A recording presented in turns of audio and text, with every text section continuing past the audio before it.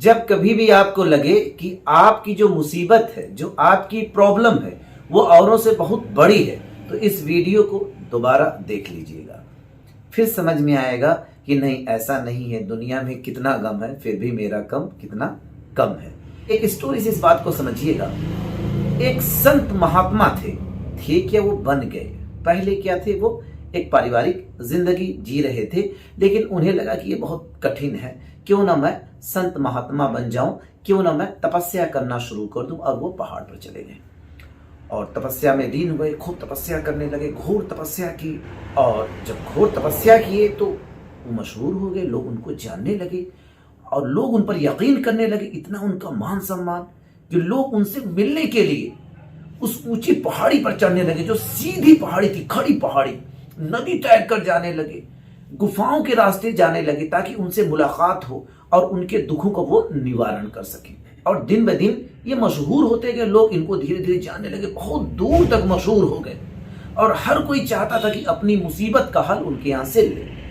अब हमेशा कोई न कोई उनके यहाँ पहुंचता और कहता कि मेरे पास ये प्रॉब्लम है, मेरे पास ज्यादा प्रॉब्लम है, मैं बहुत ज्यादा मुसीबत में हूं, मेरी मुसीबत को दूर करिए।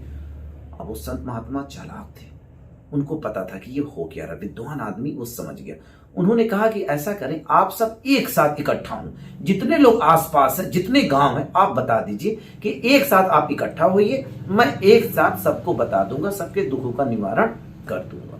धीरे धीरे करके काफी गांव में ये खबर फैल गई और लोग नदी तैर करके, पहाड़ी चढ़ के उस संत महात्मा के पास पहुंचे और अपनी प्रॉब्लम बतानी शुरू की। संत कुछ भी नहीं बोले, खामोश। एक दिन बीता, दूसरे दिन भीड़ और बढ़ गई, दूसरा दिन बीता, तीसरे दिन की भीड़ और बढ़ गई। और भीड़ जब बढ़ गई, जब लगा कि पूरा का पूरा खचाखच भर गया वो एरिया, तब संत ने आकर कहा कि अब अपनी अपनी प्रॉब्लम बताओ।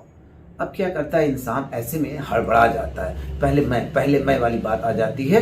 हर इंसान ने अपनी प्रॉब्लम बतानी शुरू की। एक बताया नहीं, तब तक दूसरा शुरू, दूसरे की पूरी हुई नहीं, तीसरा शुरू, तीसरे का खत्म होने के पहले चौथा शुरू। भीड़ भगदड़ मच गई, शोर शराबा। संत चिल्लाया, चीखा, खामोश, इस तरह से नहीं समझ में आएगा, अपनी अपनी प्रॉब्लम लिखो, लिख कर यहां रखो। सबने अपनी अपनी प्रॉब्लम लिखी और लिख कर रख दिया। संत ने उन सभी प्रॉब्लम्स की जो चिट थी उसको इकट्ठा किया और एक बास्केट में उसको डाल के मिला दिया और कहा कि अब सब लोग बारी बारी आओ और एक चिट उठाओ, किसी की भी चिट हो सकती है। अब लोग आए, बारी बारी उठाए। उसमें क्या लिखा हुआ था, सबने अपनी प्रॉब्लम लिखी हुई थी। अब सबके हाथ में दूसरे की प्रॉब्लम लिखी हुई मिली। संत ने कहा इसे पढ़ें और हमें ये बताएं कि जो ये प्रॉब्लम लिखी हुई है, ये प्रॉब्लम आपको लेके जाना है तो आपकी जो प्रॉब्लम है वो दूर हो जाएगी, या फिर जो आपकी प्रॉब्लम उसी को लेके जाना है, इसको छोड़कर जाना है। अब तो हुए सब अचंभित कि ये क्या माजरा है। अब जब देख रहे हैं चिट तो लग रहा अरे ये तो मुझसे ज्यादा प्रॉब्लम, ये तो मुझसे ज्यादा बड़ी प्रॉब्लम इसकी है। दूसरा देख रहा अरे मेरी प्रॉब्लम तो छोटी थी, इसकी तो कुछ ज्यादा ही बड़ी है। अब सब लोग बड़े ही कंफ्यूज हुए। फिर सबको समझ में आया, ओह माजरा ये है कि दुनिया में कितना गम है, मेरा गम फिर भी कम है।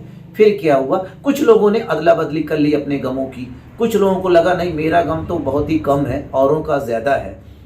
तब संत ने कहा कि अगर ये बात समझ में आ गई हो तो अगली बार से दोबारा किसी को इस पहाड़ी पर चढ़ने मत देना।